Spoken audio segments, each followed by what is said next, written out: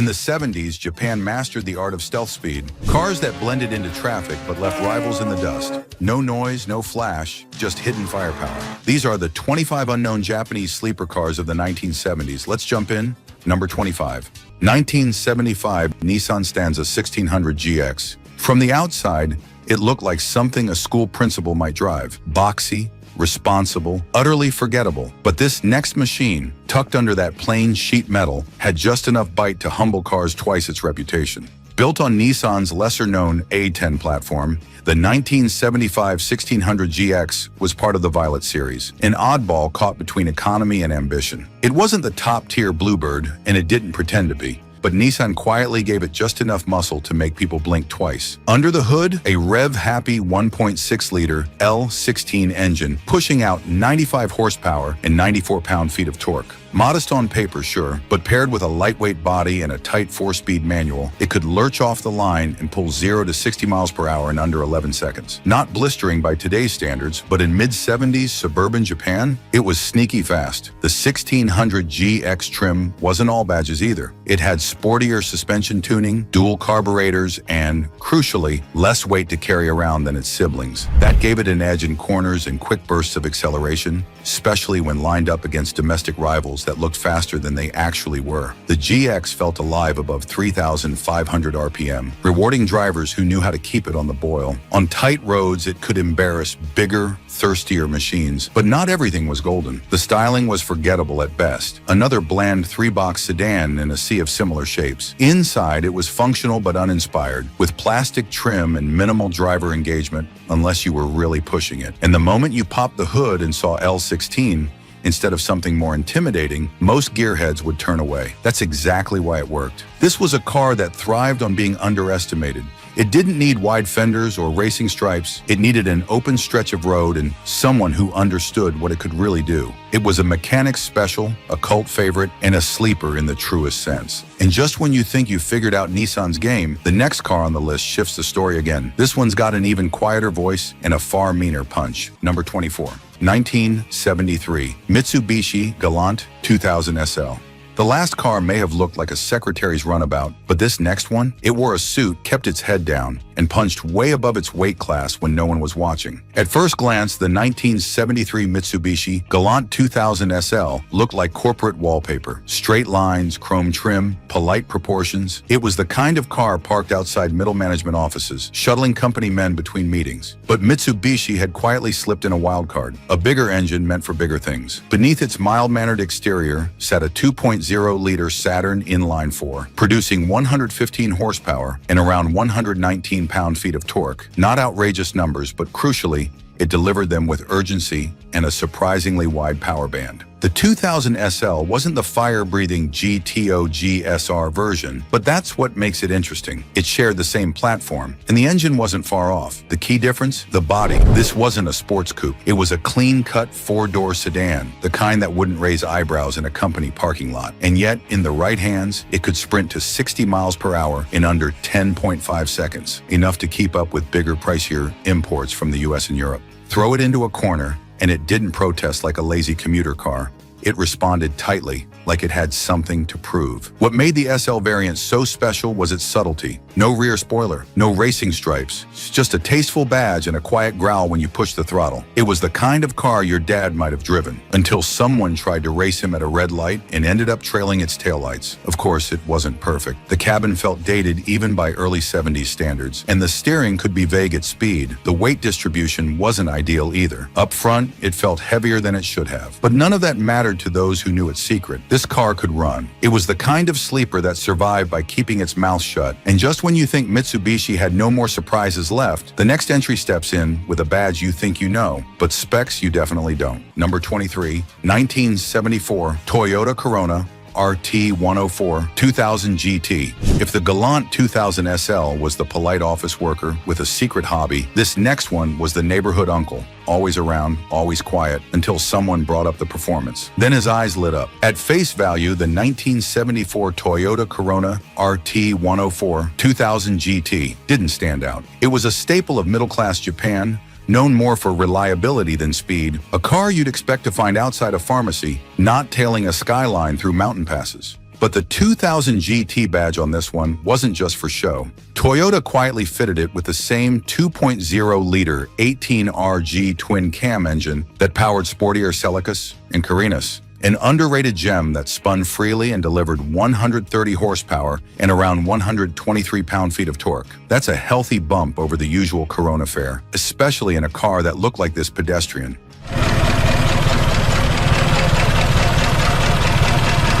With its modest grille, squared-off taillights, and conservative stance, the RT-104 looked like a family car. And it was. But it also happened to do 0 to 60 miles per hour in around 9.8 seconds, which put it in the same ring as some European compacts twice the price and prestige. The 2000 GT trim brought more than just power. It had stiffer suspension, better gearing, and a dash layout that felt just a bit more driver-focused than the economy trims. Yet from the sidewalk, nobody would ever guess. No scoops, no fender flares, no aggression. Just a quiet, confident sedan that could surprise anything from a Datsun 260Z to an Alfa Romeo GT Jr., especially when driven hard. Still, it wasn't without flaws. The steering felt numb under pressure, and the rear end could get squirrely on imperfect roads. It also didn't help that the GT badge was shared across multiple Toyota models, muddying its identity. Was it a performance car or just a trim package? Most dismissed it as the latter, and that's where they went wrong. Because under that dull beige paint and vinyl roof was something Toyota didn't talk much about. A genuine backroad performer with nothing to prove. And just when you think Toyota had played all its hands, the next car shows up with even less flash and just enough fury to rewrite the rules again. Number 22. 1977 Nissan Laurel 2000S GX C130. If the Corona 2000 GT was the quiet uncle with a past, then what comes next is the uncle's older brother, more refined, more composed, but not someone you'd ever want to challenge in a straight line. The 1977 Nissan Laurel 2000 SGXC 130 looked like it belonged in a tax accountant's driveway or parked at a wedding hall, blending in perfectly with its understated chrome details, conservative silhouette, and dignified presence. But hidden beneath all that calm was a surprising amount of muscle. Nissan outfitted the SGX trim with the 2.0-liter L20E inline 6, one of their early fuel-injected engines. It made around 130 horsepower and 130 pound-feet of torque, respectable for a car its size and whisper quiet in operation. This was no sports car, but it had poise. It could go from 0 to 60 miles per hour in roughly 10 seconds. Not earth-shattering, but a quiet threat in an era where most sedans were barely crawling into the double digits. And unlike flashier cars of the time, the Laurel didn't advertise what it could do. No racing stripes, no wild wheels, just long body lines, soft leather, and a hint of menace if you looked too long at the dual headlights. But the best part? It shared chassis DNA with the Skyline of the era. So while the Laurel wasn't tuned like a GTR, it had similar bones. Swap the tires, maybe the springs, and suddenly this polite sedan started behaving like something that didn't belong in the slow lane. Of course, it wasn't perfect. The Laurel learned more luxury than raw performance. Its weight dulled some of its athletic potential, and it was tuned for comfort first. But that's what made it the perfect sleeper. It didn't try to be a sports car. It was too busy being better than one, quietly. Number 21. 1975. Nissan Sunny Excellent 1400 GXPB 210. From the outside, it looked like every other compact car pulling into a suburban driveway. Modest, boxy, and built for practicality. But behind the wheel, things were different. Sharper, punchier, and far more alive than you'd expect. This was the 1975 Nissan Sunny Excellent 1400 GX PB 210. A car that kept its cards close to the chest until the road begged for more. Born from Nissan's ambition to inject new life into its Sunny lineup, the Excellent was a step above. While the standard Sunny B210S were focused on efficiency and affordability, the PB210 chassis brought with it a unique trick, a 1.4 LL14 engine, pulled straight from a larger platform. That meant 95 horsepower in a car weighing under 900 kilograms. Suddenly, your mild-mannered commuter had real teeth. The twin-carb setup gave it crisp throttle response and surprising mid-range torque for a car of its class, nearly 115 Newton-meters, putting it well ahead of the economy crowd. While not built for drag strips, the 0 to 60 mile-per-hour sprint in just under 11 seconds felt quick when paired with the light, responsive chassis and nimble suspension. You could hustle it through corners and leave heavier, more bloated sedans second-guessing their footing. But what really made the 1400 GX a sleeper was how stealthy it looked. No flared fenders, no racing stripes, just the subtle GX badging, slightly wider steel wheels, and a keen eye would notice the tachometer tucked into the dashboard. That was it. Everything else screamed, "I'm just here to pick up the groceries." Yet it had the lungs to run with some of the best compacts of the decade. It never tried to be flashy, and that was its genius. It blended into traffic, disappeared into parking lots, and still had enough grit to go head-to-head with cars carrying twice the attitude. The sunny, excellent 1400 GX didn't shout, it whispered, and that whisper was often fast enough to leave others in the dust. Number 20, 1977. Toyota Karina 2000 GT. That last Corolla was all bark hidden under a beige sweater. But what if the next one didn't bark at all, just calmly walked past you while secretly holding a black belt? The 1977 Toyota Karina 2000 GT was a lesson in misdirection. It looked like it had somewhere sensible to be, parent-teacher meetings, maybe a late-night pharmacy run. But under that upright conservative shell sat a 2.0-liter 18R G-twin cam heart, tuned for 130 horsepower and capable of a brisk 0 to 60 miles per hour time in the high 8-second range. That's knocking on the doors of European sports sedans twice the price. Unlike the Celica or the more flamboyant coupes, the Karina wore no muscle. It was narrow, boxy, and softly sprung, but it was lighter than you'd expect and far more balanced in the corners. With McPherson struts up front and semi-trailing arms in the rear, it could surprise more than just muscle cars. It had enough composure to unsettle an Alfa on a Sunday drive, and thanks to its high-revving engine, it didn't just move quickly, it felt alive doing it. The name Karina rarely stirred up excitement. It was meant to sit between the more exciting Celica and the practical Corona. But the 2000 GT trim, offered quietly in Japanese showrooms, was a wolf pretending to be an office clerk. It even came with a 5-speed manual, rare in a car that looked built to cruise at 40. But this wasn't a car without flaws. Cabin noise at higher revs bordered on obnoxious. The cabin trim was economy grade at best, and the lack of aggressive design meant even enthusiasts overlooked it, then and now. But that invisibility, that's exactly what made it dangerous. So here's a question for you. If you had to park one of these sleepers in your driveway, subtle outside, savage inside, would it be this understated Karina? Or does another car on this list speak louder in silence? Drop a comment and let me know. Number 19. 1971 Isuzu Florian 1600 SS. That Karina may have kept its fangs tucked away, but the next contender, it didn't even have teeth on paper until you found out how fast it could bite. The 1971 Isuzu Florian 1600 SS wasn't made to turn heads. It looked like a civil servant's car, something you'd find parked outside a bank manager's house or idling outside a tea shop. Square, upright, and deliberate. Nothing about it screamed performance. In fact, most didn't even realize Isuzu still made passenger cars in the early 70s, let alone one with sports ambitions. But hidden beneath that forgettable silhouette was a lightweight sedan tuned for spirited driving. The SS variant was equipped with a 1.6-liter G161S inline-4, fed by twin Mikuni Solex carburetors. It made around 115 horsepower, not a shocking number by today's standards, but in a body that barely tipped the scales over 2,200 pounds, it moved with surprising urgency. 0 to 60 came in under 10 seconds, and its tight 4-speed gearbox made it feel even punchier than its numbers suggested. Isuzu engineered the Florian 1600 SS with suspension geometry that wouldn't be out of place on a more serious performance platform.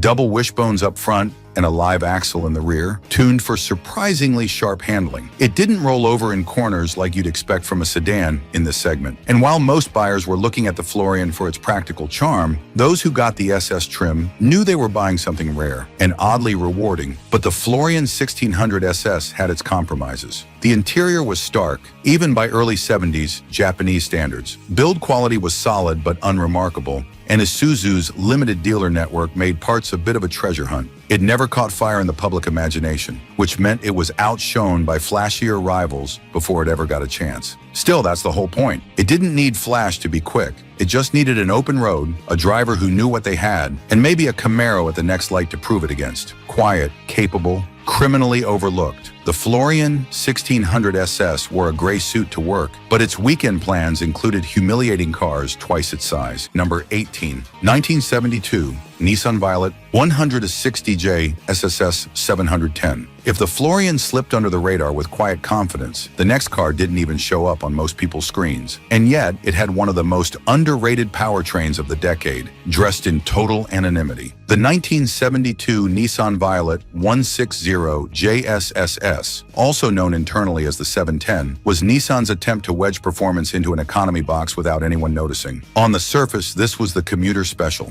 Angular body, conservative trim, chrome just where it needed to be, and not a millimeter more. It looked like the kind of car you'd see a high school principal driving in 1975, clipboard in the back seat, briefcase in the trunk. Nothing sporty here, right? That's until you looked at the badge, SSS. That wasn't for decoration, it meant business. Under the hood sat the L16 engine, Nissan's venerable 1.6-liter inline-4, mated to twin SU carburetors and tuned to produce around 109 horsepower and 102 pound-feet of torque. In a car that weighed under a ton, that power felt brisk, especially paired with a close-ratio 4-speed manual and a surprisingly eager throttle response. The Violet's real strength was balance. Nissan engineers had done their homework, giving the 160J SSS independent front suspension and a semi-trailing arm rear that, while not groundbreaking, handled tight corners with poise. This wasn't a car that felt like it was trying to be fast. It just was. Predictable, planted, and more rewarding the harder you pushed it. Most owners never found that limit, but those who didn't forget it. Still, there were trade-offs. The interior was basic. Vinyl and hard plastics dominated, and rust was a silent killer that took many 710S off the road before their engines had a chance to stretch their legs. The styling, while clean, was so understated it bordered on invisible. That's exactly what made it the perfect sleeper. It's easy to overlook the Violet 160J SSS, even now. But back in the early 70s, this was the kind of car that would shame a bigger sedan in a backroad brawl, and then drop your kids off at school without breaking a sweat. Quiet, tidy, fast. The sleeper formula, done right. Number 17. 1975 Toyota Corona RT 100 2000 GT. If the 160J SSS was a lesson in how to disguise sharp handling, this next one was a masterclass in how to cloak raw punch beneath business-like formality. The 1975 Toyota Corona RT 100 2000 GT wasn't the kind of car you'd expect to raise eyebrows. It looked like it belonged to a regional bank manager, parked dutifully outside a suburban office. Boxy, upright, dignified. A car built for punctuality and polite nods, not performance. And that's exactly what made it dangerous. Buried under that squared-off hood was Toyota's legendary 18RG engine, a 2.0-liter DOHC inline-4 co-developed with Yamaha. This dual-carb setup made a healthy 130 horsepower and 122 pound-feet of torque, numbers that might not sound explosive today, but were nothing to shrug at in the mid-70s, especially in a rear-wheel drive chassis that weighed around 1,100 kilograms and had well-sorted suspension for its time. With a close-ratio 5-speed manual available in some markets, the 2000 GT badge wasn't just for show. This was a car that could hustle 0 to 60 in under 10 seconds, fast enough to rattle any V6-wielding domestic cruiser caught sleeping at a red light. And unlike some of its sportier siblings, the RT100 didn't scream for attention. The grille was modest, the stance conservative, even the badging was small. Toyota knew what they were doing. That said, the Corona 2000 GT wasn't perfect. The ride leaned a little firm when pushed, and the recirculating ball steering didn't deliver the precision you'd get from a Celica. But in terms of sleeper DNA, this car had it all. It wore the suit and tie, but underneath, track shoes and a loaded gym bag. People often forget the RT100 because it lived in the shadow of flashier Toyotas. But for those in the know, it was the corporate assassin, a car that looked ready to file paperwork but ended up filing past everything in its class. And here's a thought. If Toyota made this their family sedan, what were they hiding in their true performance lineup? Number 16. 1970 Mitsubishi Colt Galant GTO MR.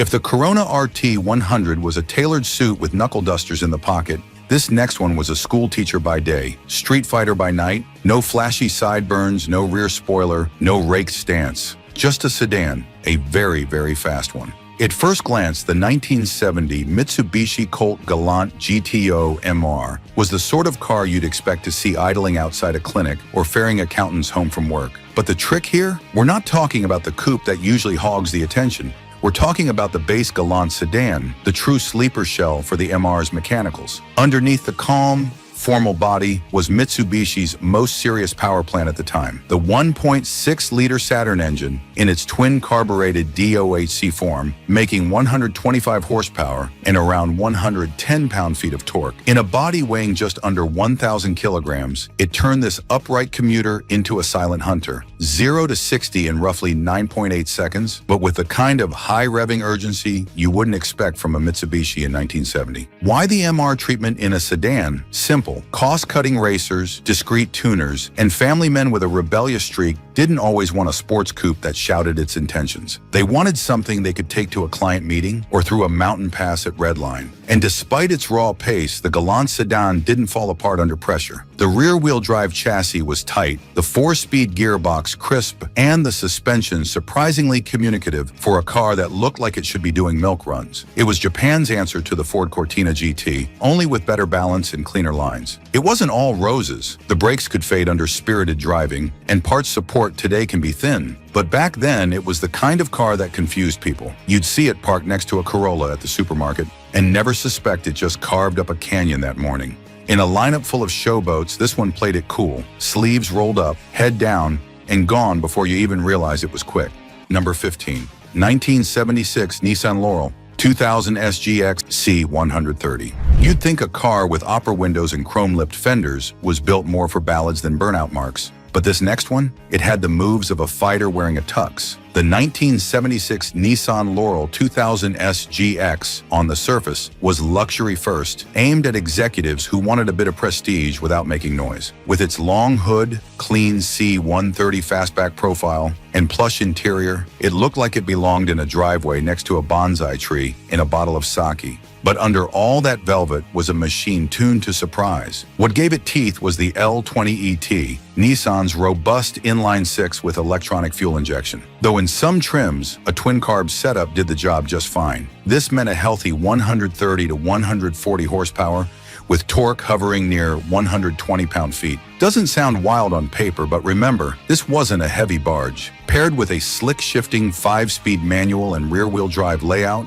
the Laurel could quietly outrun quite a few more obvious performance cars of its era. Its 0 to 60 time clocked in the 9-second range, but the real performance was in the way it delivered it, silently with minimal fuss, like it had nothing to prove. A big part of that stealth was how balanced and smooth the chassis felt, thanks to Nissan's attention to suspension geometry and ride quality. It didn't wallow like a boat, it glided, then gripped when pushed. It wasn't perfect. Weight distribution wasn't ideal, and the luxurious trimmings could fool even the driver into forgetting the muscle beneath. But that's the charm. This was a sleeper in the purest sense, a grand tourer in sheep's clothing, moving with grace but hiding menace beneath. If you saw one parked outside a law office or gliding through traffic in late 70s Tokyo, you'd never expect it to be chasing Celicus up the hills outside the city. But that's exactly what made it lethal. Understated, underestimated, unforgettable. Number 14. 1970 Toyota Publica Starlet KP30. It looked like something your grandmother might have driven to the post office. Small, boxy, harmless. But what if we told you this unassuming city runabout could give a bigger, pricier coupe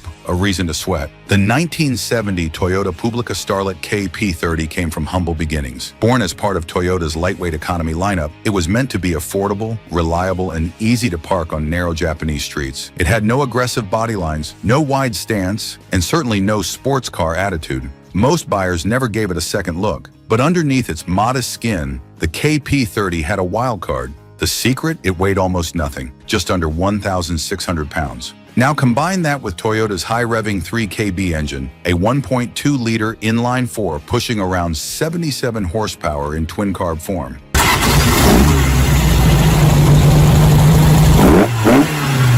That might sound tame by today's numbers, but this was a flyweight with just enough punch to surprise bigger, more powerful cars. The KP30 could go from 0 to 60 in just over 10 seconds, which was brisk for a compact economy car at the time, especially one that didn't look the part. Its rear-wheel drive layout and nimble chassis made it a street sleeper favorite for Japanese tuners. You could throw it into corners with confidence, mod it quietly, and never raise suspicion. A lowered KP30 with performance carbs and stickier tires didn't just keep up with heavier sedans, it danced around them. But what really made the Starlet KP30 special wasn't just its potential, it was its invisibility. It looked too innocent to be taken seriously, which was exactly what made it dangerous. It didn't scream for attention. It just passed you before you even realized the light turned green. If sleeper cars are your thing, you're going to want to see how deep this list goes. And just wait till we hit the top 3. These are the ones that embarrass the big names without even breaking a sweat. Subscribe so you don't miss the machines no one ever saw coming. Number 13. 1973 Mazda Savana RX-3. It looked like a family car, and that's exactly what it was supposed to be. 4 doors, modest chrome, a silhouette that blended into every 1970s Japanese neighborhood. But beneath all that normalcy, one of the most explosive secrets of the decade. The 1973 Mazda Savana RX-3 sedan didn't wear its performance on its sleeve. It wasn't a coupe flaunting wide fenders or spoilers. It was the version you bought when you had kids to drop off or groceries to haul. But Mazda knew exactly what it was doing. Under the hood lived the 12A Rotary engine, a screaming little 1.1-liter Wankel unit that, while tiny in displacement, punched far above its class.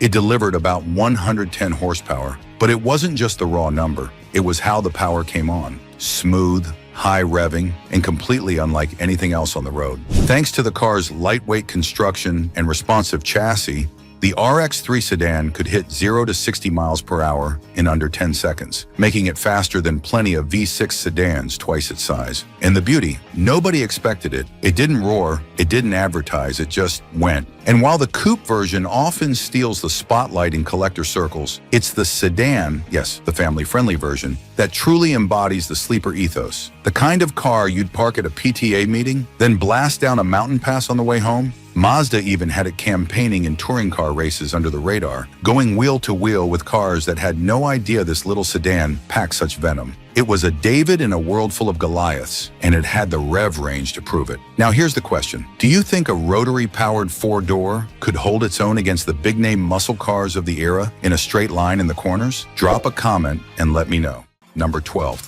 1971 Datsun Sunny 1200 GX. You'd probably see one parked crooked outside a grocery store, half-faded paint, a child seat in the back, and think nothing of it. But this unassuming little runabout, it had enough spirit to embarrass far more serious metal, quietly. The 1971 Datsun Sunny 1200 GX, part of the B110 series, was Japan's answer to affordable motoring. It looked harmless, soft lines, upright posture, tiny steel wheels, and a front grille that seemed too polite to overtake anything. But this GX trim, that's where the twist comes in. Tucked under the hood was the A12 1.2-liter inline-4, a featherweight engine putting out around 83 horsepower.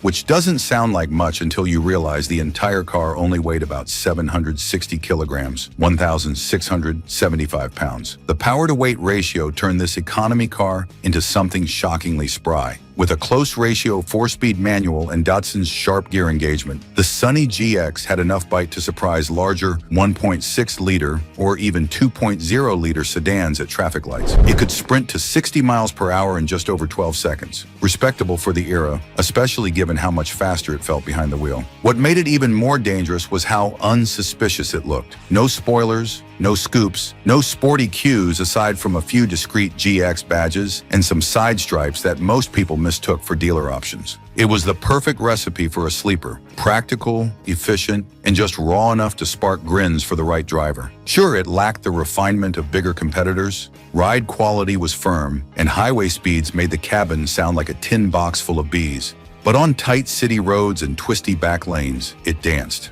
This wasn't about brute force. It was about momentum, control, and the joy of squeezing every ounce of performance from a car most people never gave a second look. In a world full of overhyped badges and chromed-out illusions, the Sunny 1200 GX was the quiet rebel. It asked for nothing, but gave everything to the driver who understood it. Number 11. 1973 Toyota Corolla Levin TE27.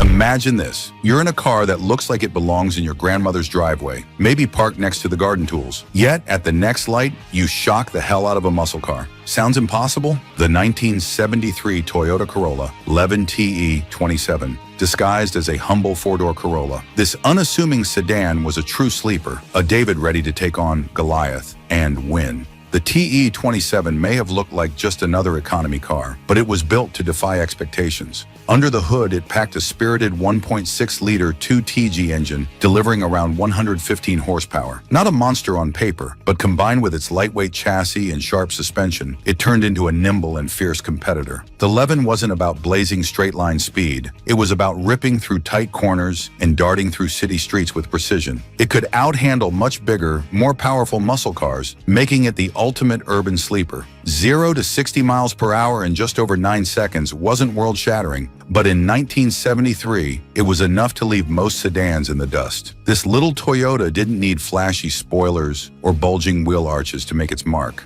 It was the stealthy king of its class, hiding in plain sight. Most drivers never realized it was more than just a practical daily driver. But if you were lucky enough to own one and really push it, you knew it had the heart of a lion. Forget the cars that looked fast. The Corolla Levin TE27 had its own secret weapon: confidence wrapped in a compact, unassuming package. And it wasn't just about speed, it was about the pure joy of driving a car that the world overlooked until it was too late. Number 10. 1971 Toyota Corona Mark II 1900 SL. Starting with a car that many would mistake for nothing more than a sensible family runabout. The 1971 Toyota Corona Mark II 1900 SL. At first glance, it's easy to see why it blends into the background. The Mark II was designed to be a step up from the regular Corona, aimed at families who wanted just a bit more comfort without flashing their ambitions. But beneath its modest, clean-cut lines sat a surprisingly capable machine. The 1900 SL variant packed the sturdy 1.9-liter 8R inline-4 engine,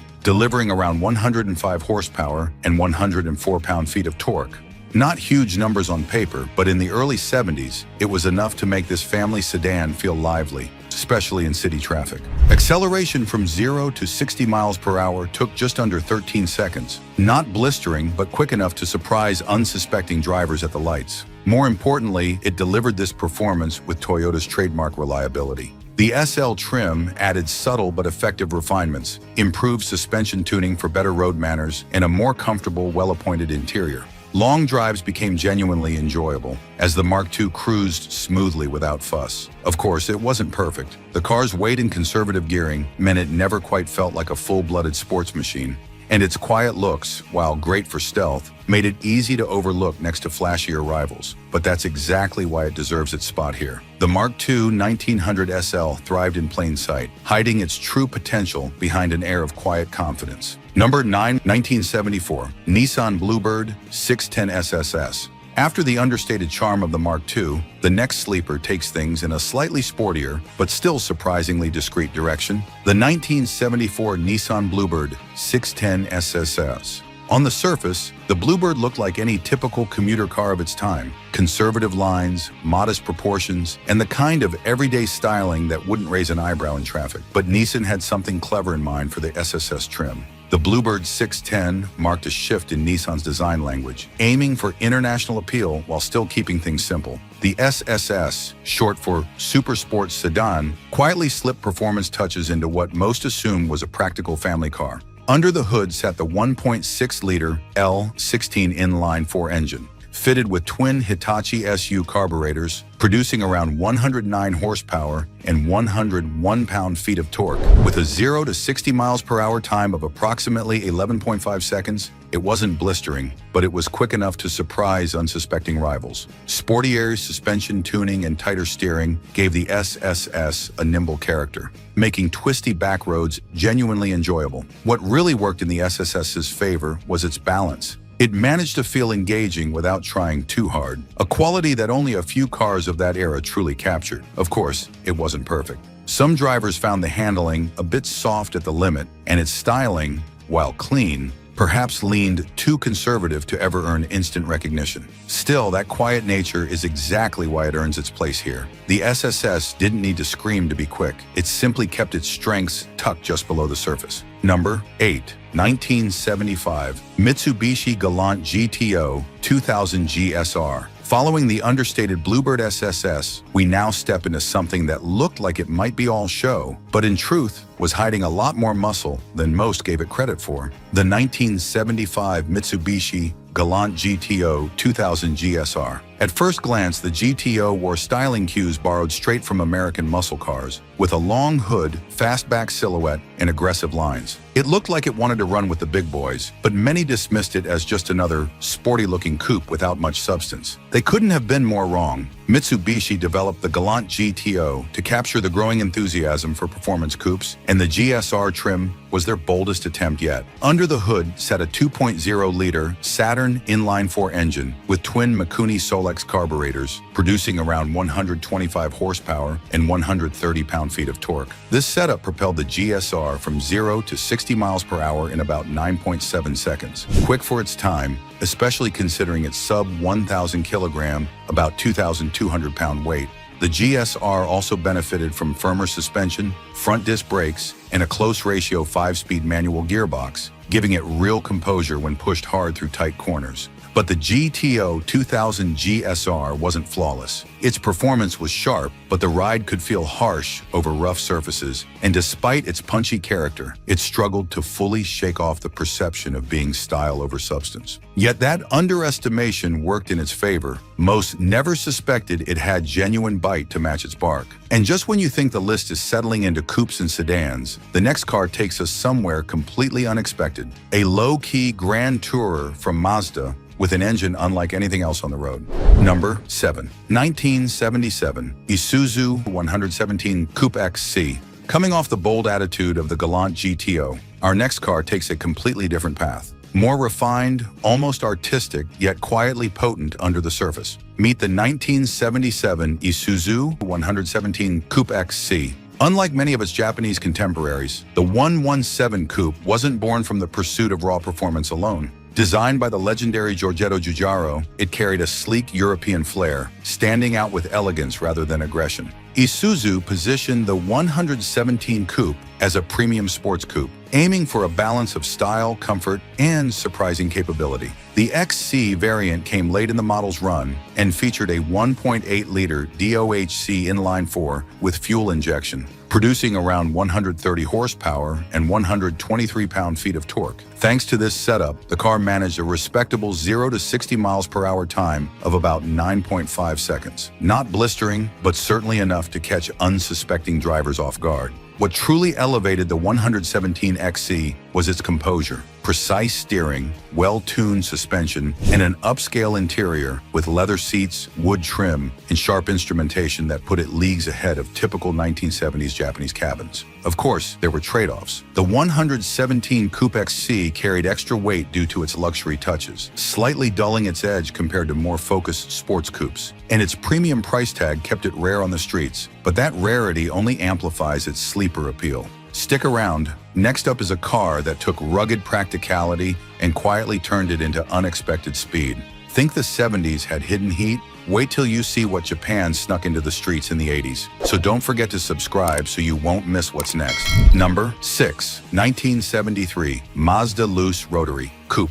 From the elegance of the Isuzu 117 Coupe, we move to something far more experimental, yet just as discreet. The 1973 Mazda Luce Rotary Coupe was Mazda's quiet rebellion against convention. While most automakers were fine-tuning pistons and valves, Mazda was fully committed to the rotary revolution. Designed by Bertone, the Luce Coupe carried itself with understated class, yet under the hood it was anything but ordinary. At its heart was the 12A rotary engine, a compact twin rotor unit producing around 130 horsepower and 115 pound-feet of torque. While those numbers might seem modest on paper, sleeper. The lightweight design and free revving nature of the Rotary allowed the Luce to sprint from 0 to 60 miles per hour in around 9.8 seconds. Perfectly respectable for its era and enough to surprise drivers expecting nothing more than a casual cruiser. The Luce delivered smooth, linear acceleration that made it feel eager at any speed, while its composed ride quality and supple suspension tuning made it genuinely comfortable over long distances. What truly set the Luce apart was this seamless blend of refined aesthetics and unexpected energy.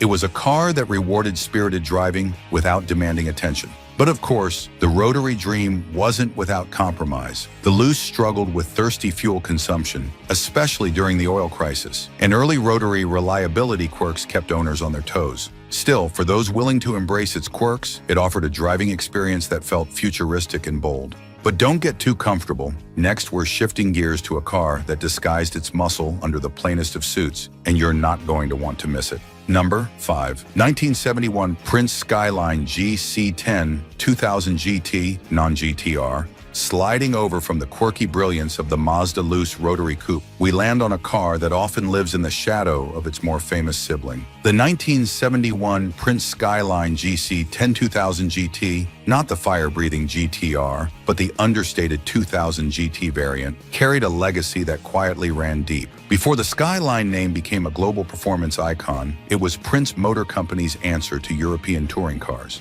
Even after merging with Nissan, this car kept that spirit alive in its subtler form. Under the hood, the GC10 2000 GT packed the L20A 2.0-liter inline-six engine, producing about 115 horsepower and 116 pound-feet of torque. Thanks to its relatively lightweight and smooth power delivery, it could hit 0 to 60 miles per hour in around 11 seconds. Not blistering, but quick enough to surprise in stoplight duels. The engine's linear response and silky refinement made it a joy to wind through the gears, while its balanced chassis delivered a composed ride that suited both everyday driving and the occasional backroad blast. Visually, it played it cool. Without the aggressive flares or racing stripes of the GTR, the 2000 GT kept things understated with clean lines, subtle chrome accents, and a family sedan silhouette that let it fly under the radar. Sure, it lacked the hardcore tuning and sharp handling of its GTR sibling, keeping it out of the purist spotlight, but that's exactly what makes it so charming. A stealthy performer that leaves people guessing. Drop a comment and let me know. Legendary badge or sleeper appeal? And don't go anywhere, because the number 1 car is a sleek machine from a brand you might not expect in this lineup. Number 4, 1976 Toyota Crown Coupe MS112. Moving on from the subtle sharpness of the Prince Skyline GC10 2000 GT, we arrive at something a bit more unexpected, the 1976 Toyota Crown Coupe MS112. Most people hear Crown and instantly think of plush sedans built for luxury, not performance. But this coupe version quietly flipped the script. Toyota, known for its conservative approach, decided to stretch its legs a little, wrapping executive-level comfort around a surprisingly capable powertrain. The result was something that flew under the radar. While the sedan Crown targeted high-end clientele, this coupe offered a glimpse into what happens when luxury meets a little more edge. Beneath that stately design sat the 4M 2.6-liter straight-six engine, producing around 140 horsepower and 156 pound-feet of torque. That power was channeled through a 4-speed automatic or optional manual, giving the Crown Coupe respectable pace for its size. 0 to 60 miles per hour came in roughly 10.5 seconds. Not blistering, but quick enough to catch people off guard, especially in such a dignified package. The smooth power delivery and ample torque at low RPMs made it feel effortlessly strong on open roads. What made it fascinating was how it blended full-size luxury with sleeper potential. Soft suspension and rich interiors kept the ride refined, but a confident throttle push revealed its hidden muscle. Of course, the weight of that luxury meant it wasn't as agile as some smaller contemporaries, and fuel economy was less than stellar. But charm like this isn't always about numbers. Stick around. Our next car is a quirky two-door from a brand that's been quietly building sleepers for decades. And if you're enjoying this cruise through Japan's under-the-radar legends, smash that subscribe button. The top picks are just around the corner, and they're going to catch you completely off guard. Stay tuned. Number 3, 1973 Nissan Cedric 2600 GL. After the refined luxury of the Toyota Crown Coupe MS112, Let's shift gears to something even more under the radar. The 1973 Nissan Cedric 2600 GL. At first glance, it might seem like just another unremarkable midsize sedan, blending quietly into the background with its conservative lines and formal design language. But beneath its understated exterior, the Cedric 2600 GL hid respectable performance credentials that made it far more than just a family commuter. Nissan at the time was focused on building reliable, comfortable cars, and the Cedric embodied this philosophy while still offering a subtle dash of excitement for those who cared to look closer. Under the hood, the Cedric 26000 GL packed the L26 2.6-liter inline-six engine, producing around 140 horsepower and 152 pound-feet of torque. Paired with either a smooth-shifting 3-speed automatic or an optional manual transmission, it could quietly hustle from 0 to 60 miles per hour in about 11 seconds. Not groundbreaking, but genuinely respectable for a mid-sized executive sedan of its era. The engine's smooth power delivery and ample low-end torque made it a relaxed highway cruiser, yet surprisingly eager when pushed. Its handling, too, defied expectations. Despite its size and comfort-focused design, the Cedric offered a composed and confident driving experience, with steering that felt precise enough to inspire trust on winding roads. Step inside, and Cedric continued to impress. The cabin featured plush, generously padded seats, soft-touch materials, and a thoughtfully arranged dashboard that gave off a premium vibe, especially compared to many of its domestic rivals. It was a car built for comfort over flash, making long journeys effortless and pleasant. The attention to ride quality and interior refinement made it feel like a true executive car, even if it wasn't marketed as one. Of course, it wasn't without its drawbacks. The Cedric's substantial weight meant it felt sluggish when cornering enthusiastically, and its fuel economy, averaging around 15 miles per gallon, was far from efficient. But for those in the know, the Cedric 2600 GL was a true sleeper, a quiet performer that delivered far more than its humble appearance suggested. But wait until you see the game changers Japan unleashed in the 90s. Make sure you subscribe so you're first in line for more under-the-radar classics coming your way. Number 2, 1977 Toyota Mark II Coupe. Moving away from the understated charm of the Nissan Cedric, we now look at a car that set the stage for one of Toyota's most beloved platforms, the 1977 Toyota Mark II Coupe GX61 precursor MX-28. This car, though not widely known, had a lasting influence, laying the groundwork for future Mark II models that became staples of Toyota's lineup. The 1977 Coupe was a perfect mix of elegance and subtlety, combining a refined design with the performance chops of its era. Under the hood, the Cedric 26000 GL packed the L26 2.6-liter inline-six engine, producing 140 horsepower and 152 pound-feet of torque. Paired with a 3-speed automatic or manual transmission, it could go from 0 to 60 miles per hour in about 11 seconds. Not blistering, but respectable for its time.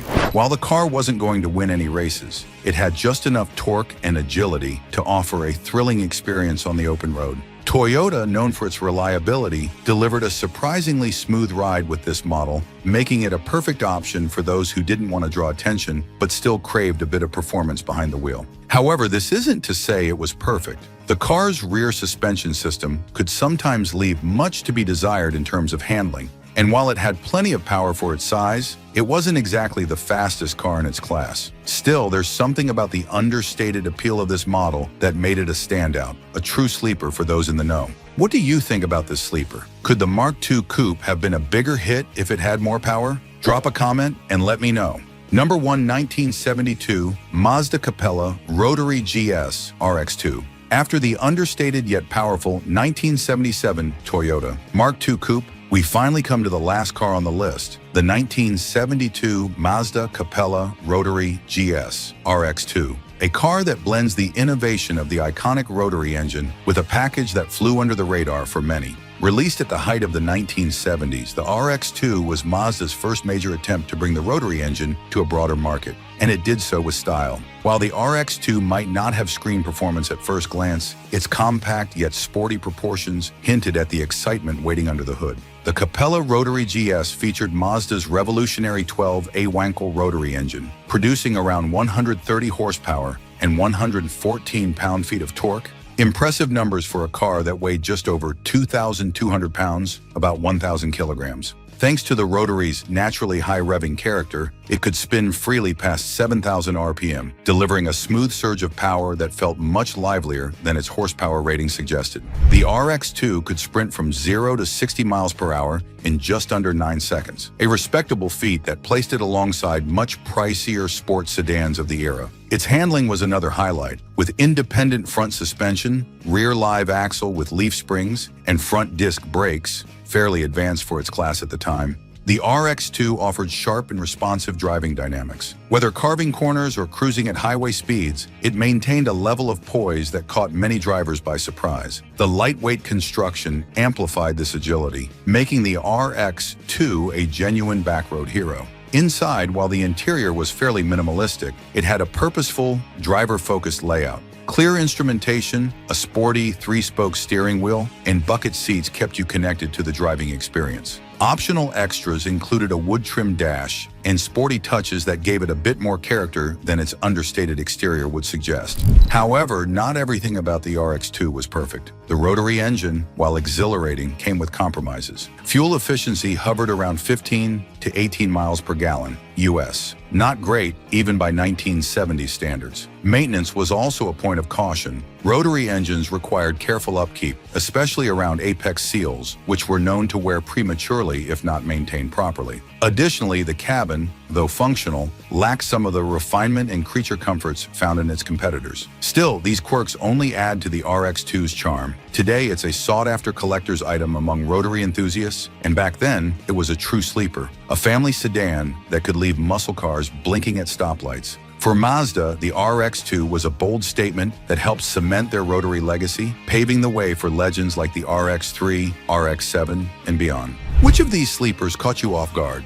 Let me know in the comments. I'm curious which one surprised you the most. And if you're loving this dive into Japan's forgotten powerhouses, smash that like button and subscribe. The next chapter is even crazier, and trust me, you won't want to miss it. Catch you in the next one.